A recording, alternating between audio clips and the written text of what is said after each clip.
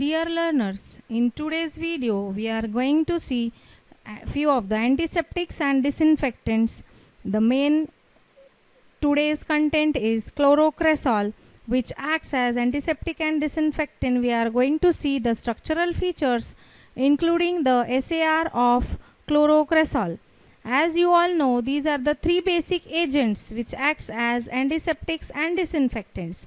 So first is chlorocresol, chloroxylenol. Both belongs to the phenolic compound since the major active backbone is phenol. These are the derivatives of phenols. And third is proflavin, which is acridine ring containing structure. So moving towards the structure of chlorocresol, as you can see in the image, this is the structure of chlorocresol. Now chloro stands again for chlorine and cresol is nothing but all, again it is hydroxy, and cresol is a benzene ring on which methyl is substituted, on which hydroxy is attached. So first common structural feature out of this complete structure is first is phenol.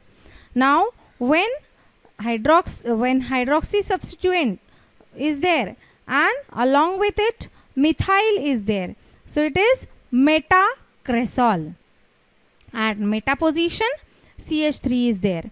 So if you will go to the previous slide, this is nothing but cresol, that is meta position. Since CH3 is attached, it is metacresol, and chlorine is there at para position, so it is known as PCMC, that is para chlorometacresol. So this is chlorine at para position and CH3 at meta position, so the name is PCMC, that is para chlorometacresol. First is phenol we have seen, then when meta position CH3 comes, it becomes metacresol, and on this structure, same as that of xylenol, on this structure when at para position chlorine group comes, it becomes para chloro, and this complete is metacresol. So that's why it is known as PCMC,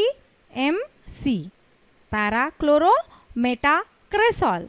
Now this hydroxy group is responsible for attaching to the proteins on the cell membrane. It will enter by disrupting the membrane, and leakage of cell content will take place due to disruption of cell membrane. It further enters inside and it binds to the proteins as well as nucleic acids. It conjugates them and non-functional proteins will be derived, because of which, since protein will become non-functional, so ultimately it will lead to the cell death of bacteria. So the mechanism by which this drug acts is due to the hydroxy functional group. Hydroxy will attach onto the proteins, enters by disrupting, leakage of cell content, binds to the protein, coagulation of protein, proteins will become non-functional, because of which ultimately bacterial cell will die. And how this chlorine is responsible for action? The chlorine will get exchanged with the enzymes present in the bacteria. They will become non-functional.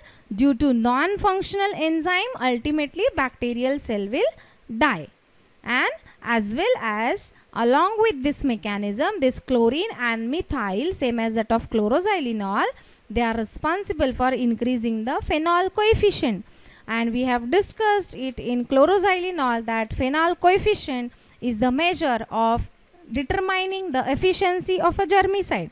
So these both groups are responsible for increasing the phenol coefficient. So now you understood why these substituents are present on the parent ring, because each and every substituent has its own meaning and has its own relationship with the biological activity. With this we finish with the antiseptic disinfectants ka chlorocresol agent. Thank you.